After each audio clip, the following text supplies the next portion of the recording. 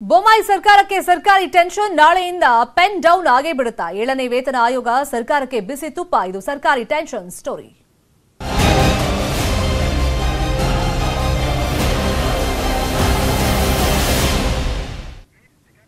ನಾಳೆಯಿಂದ ಬಂದ್ ಆಗುತ್ತಾ ಸರ್ಕಾರಿ ಸೇವೆ ಕಾರಣ ಸರ್ಕಾರದ ವಿರುದ್ಧವೇ ನೌಕರರು ಬಂಡಾಯ ಹೇಳ್ತೀವಿ ಅಂತ ಹೇಳಿ ಇವತ್ತು ಡೆಡ್ಲೈನ್ ಅನ್ನು ಕೊಟ್ಟಿದ್ದಾರೆ ಇವತ್ತು ಸಂಜೆ ಒಳಗೆ 7ನೇ ವೇತನ ಆಯೋಗ ಜಾರಿ ಆಗಲಿಲ್ಲ ಅಂತ ಹೇಳಿದ್ರೆ ನಾಳೆಯಿಂದ ನೌಕರರು ಸರ್ಕಾರದ ವಿರುದ್ಧ ಬಂಡಾಯ ಹೇಳೋದು ನಿಶ್ಚಿತ ನಿರ್ದಿಷ್ಟಾವಧಿ ಪ್ರತಿಭಟನೆಯನ್ನ ನಾವು ಮಾಡ್ತೀವಿ ಮುಷ್ಕರ ಕೈಗೊಳ್ತೀವಿ ಅಂತ ಆಲ್ರೆಡಿ ಹೇಳಿಬಿಟ್ಟಿದ್ದಾರೆ ಹಾಗಾಗಿ ನಾಳೆ ಸರ್ಕಾರಿ ಸೇವೆಯಲ್ಲಿ ವ್ಯತ್ಯಯ ಆಗುವಂತ ಚಾನ್ಸಸ್ ಇದೆ ಹಳೆಯ ಪಿಂಚಣಿ ಪದ್ಧತಿಯೇ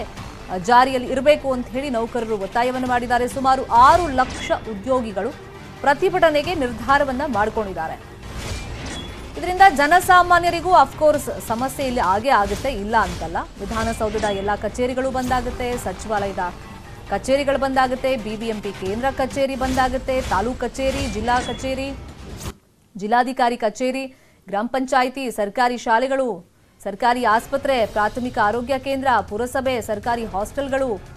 ಸೊ ಎಲ್ಲವೂ ಕೂಡ ಬಂದ್ ಆಗುತ್ತೆ ಇದರ ಎಫೆಕ್ಟ್ ಮತ್ತೆ ಜನಸಾಮಾನ್ಯರಿಗೆ ತಟ್ಟೋದು ಕೆಲಸ ಕಾರ್ಯಗಳು ವಿಳಂಬ ಆಗ್ತಾ ಹೋಗುತ್ತೆ ಇದೇ ವಿಚಾರವಾಗಿ ಇನ್ನಷ್ಟು ಮಾಹಿತಿಯನ್ನು ನೀಡೋದಕ್ಕೆ ನೇರ ಸಂಪರ್ಕದಲ್ಲಿ ಜಾಯಿನ್ ಆಗಿದ್ದಾರೆ ನಮ್ಮ ರಿಪೋರ್ಟರ್ ಶರಣು ಹಂಪಿ ಈಗ ಇವತ್ತು ಡೆಡ್ಲೈನ್ ಅನ್ನ ಕೊಟ್ಬಿಟ್ಟಿದ್ದಾರೆ ಸರ್ಕಾರಿ ನೌಕರರು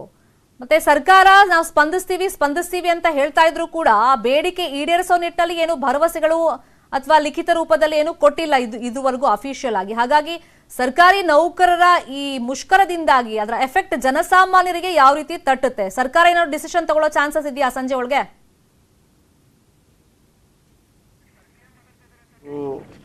ಒನ್ ಸೆಕೆಂಡ್ ಶರಣಂಪಿ ಸಿಎಂ ಮಾತಾಡ್ತಾ ಇದ್ದಾರೆ ನೋಡೋಣ ಅಂತ ಹೇಳಿದ್ದೇನೆ ಅದಕ್ಕಾಗಿ ಬಜೆಟ್ ಅಲ್ಲಿ ಹಣವನ್ನು ಕೂಡ ಇಟ್ಟಿದ್ದೇವೆ ಮಧ್ಯಂತರ ವರದಿ ತೆಗೆದುಕೊಂಡು ಮಾಡಬೇಕನ್ನುವಂಥದ್ದು ಅವರ ಬೇಡಿಕೆ ಇದೆ ಅದಕ್ಕೂ ಕೂಡ ನಾನು ಒಪ್ಕೊಂಡಿದ್ದೇನೆ ನಾವು ಕೂಡಲೇ ನಮ್ಮ 7ನೇ ಆಯೋಗಕ್ಕೆ ಸೂಚನೆ ಕೊಟ್ಟು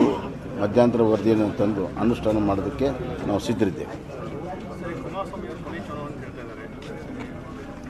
ಗೊತ್ತಿಲ್ಲ ನನಗೆ ಅವರು ಯಾವ ವಿಚಾರದಲ್ಲಿ ಯಾವ ಸಂದರ್ಭದಲ್ಲಿ ಅದು ಹೇಳಿದ್ದಾರೆ ಗೊತ್ತಿಲ್ಲ ಅದು ಅವರಿನ್ನ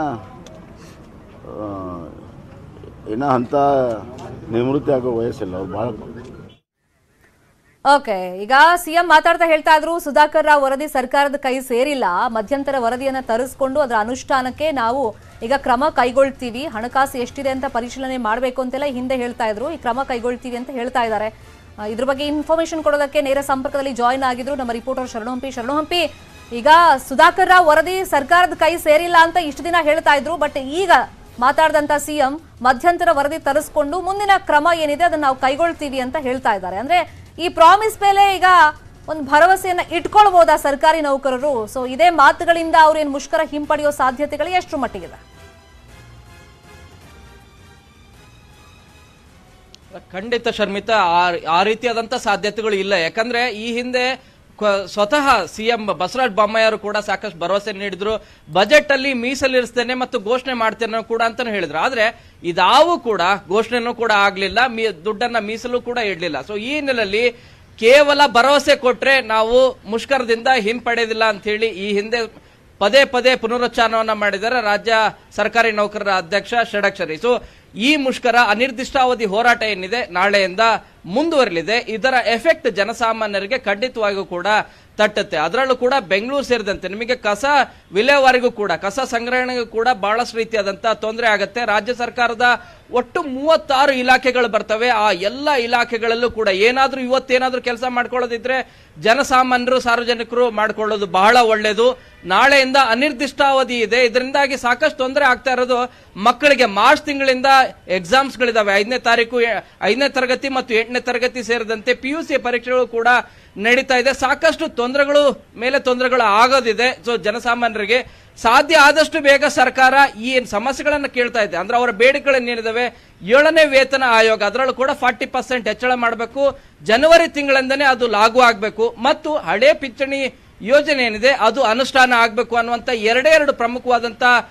ಬೇಡಿಕೆಗಳನ್ನ ಕೇಳ್ತಾ ಇರೋದು. ಈ ಬಗ್ಗೆ ಸರ್ಕಾರ ಮಾಡ್ತೇವೆ ಅಂತ ಹೇಳ್ತಾ ಇದೆ, ಮಾಡ್ತಿಲ್ಲ ಅಂತ ಹೇಳ್ತಾ ಇಲ್ಲ, ಮಾಡ್ತೇವೆ ಅಂತ ಹೇಳ್ತಾ ಇದ್ರೆ ಅದು ಕೇವಲ ಭರವಸೆ ಆಗಿದ್ರೆ ಮಾತ್ರ ನಾವು ಮುಷ್ಕರವನ್ನ ಹಿಂಪಡೆಯೋದಿಲ್ಲ. ನಮಗೆ ಲಿಖಿತವಾಗಿ ಕೊಡಬೇಕು,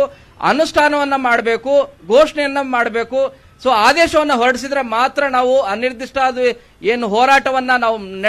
ನಡೆಸಲಿಕ್ಕೆ ಮುಂದಾಗ್ತಿದ್ದೇವೆ ಅದನ್ನ ಹಿಂಪಡಿಬಹುದು. ಇಲ್ಲದೆ ಇದ್ರೆ ಯಾವುದೇ ಕಾರಣಕ್ಕೂ ಕೂಡ ಹಿಂಪಡೆದಿಲ್ಲ ಅಂತ ಹೇಳಿದರೆ 6 ಲಕ್ಷ ರಾಜ್ಯ ಸರ್ಕಾರಿ ನೌಕರರೇನಿದ್ದಾರೆ ಎಲ್ಲರೂ ಕೂಡ ಮುಷ್ಕರದಲ್ಲಿ ಭಾಗಿಯಾಗಲಿದ್ದಾರೆ. ಮುಷ್ಕರ ಅಂದ್ರೆ ಇವ್ರು ಯಾರು ಕೂಡ ಸತ್ಯಾಗ್ರಹ ರೀತಿ ಕೊಡೋದಿಲ್ಲ. ರಾಜ್ಯ ಸರ್ಕಾರದ ಹಿರಿಯ ನಾಯಕರು ಸಿಎಂ ವಿರುದ್ಧನೂ ಕೂಡ ಘೋಷಣೆಗೆ ಹೋಗೋದಿಲ್ಲ, ಕರ್ತವ್ಯಕ್ಕೆ ಗೈರಾಜರಾಗ್ತಾರೆ. ಸೊ ಕರ್ತವ್ಯಕ್ಕೆ ಗೈರಾದ್ರೆ ಬಹಳಷ್ಟು ರೀತಿಯಾದಂತ ತೊಂದರೆ ಆಗತ್ತೆ. ಆರೋಗ್ಯ ಇಲಾಖೆ ಸೇರಿದಂತೆ ಕೆಲ ಎಮರ್ಜೆನ್ಸಿ ಇಲಾಖೆಗಳೇನಿದೆ ಅಂದ್ರೆ ಎಮರ್ಜೆನ್ಸಿ ಸರ್ವಿಸ್ಗಳಿಗೆ ಕಪ್ಪು ಪಟ್ಟಿ ಧರಿಸಿಕೊಂಡು